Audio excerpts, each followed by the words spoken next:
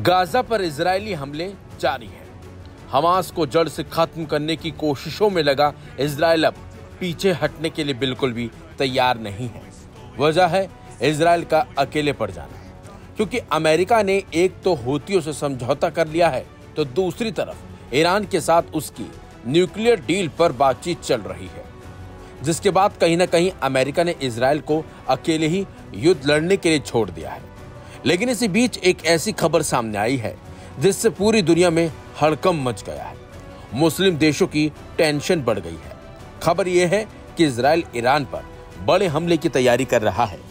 बाकायदा अमेरिकी खुफिया एजेंसियों के हवाले से CNN की एक रिपोर्ट में सनसनीखेज दावा किया गया है। इजरायल की ईरान के परमाणु ठिकानों पर हमला करने की तैयारी है। बताया जा रहा है कि हमला पहले ही होने वाला था, लेकिन ट्रंप ने ईरान को 60 दिन की मोहलत दी थी। हालांकि अभी ये साफ नहीं हो पाया है कि हमले का अंतिम फैसला लिया गया है या फिर नहीं। लेकिन अमेरिकी अधिकारियों का मानना है कि ईरान पर खतरा लगातार बढ़ रहा है। रिपोर्ट के मुताबिक इजरायल की वायुसेना बड़े पैमाने पर सैन्य अभ्यास कर रही है और हथियारों की तैनाती तेज कर दी गई है। कुछ अमेरिकी अधिकारियों का मानना है कि ये महज दबाव की रणनीति हो सकती है ताकि ईरान अपने परमाणु कार्यक्रम से पीछे हटे। लेकिन कई वरिष्ठ सूत्रों का दावा है कि अगर अमेरिका ईरान की बातचीत असफल रही तो इजरायल हमले को अंजाम दे सकता है।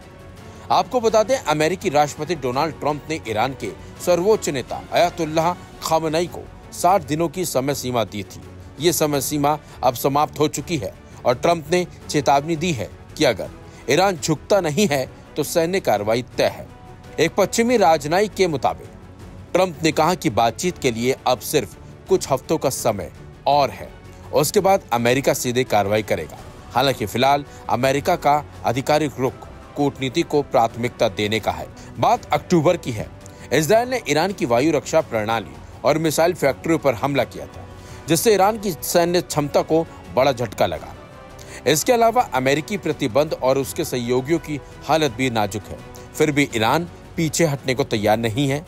खामेनी ने मंगलवार को बयान दिया कि अमेरिका की शर्तें बड़ी भूल हैं और ईरान यूरेनियम संवर्धन का अपना अधिकार नहीं छोड़ेगा, जो कि संयुक्त राष्ट्र की परमाणु अप्रसार संधि द्वारा संरक्षित है।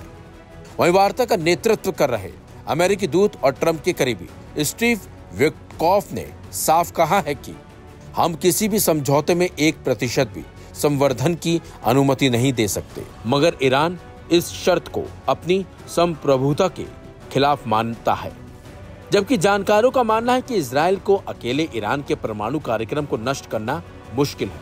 उसे अमेरिका की मदद चाहिए, खासकर मिड एयर रिफ्यूलिंग और अंडरग्राउंड बंकरों को तबाह करने वाले बमों के लिए। अमेरिका सीधे हमले में तब तक शामिल नहीं होगा जब तक ईरान कोई बड़ा उकसावे वाला कदम नहीं उठाता। फिलहाल ये अभी तो सिर्फ अटकलें हैं, सूत्रों के हवाले से खबरें हैं, लेकिन अगर ये सच हो गया तो पूरी दुनिया में हाहाकार मच सकता है। हालांकि अभी इजरायल की तरफ से इसे लेकर कुछ बड़ा और साफ बयान नहीं आया है।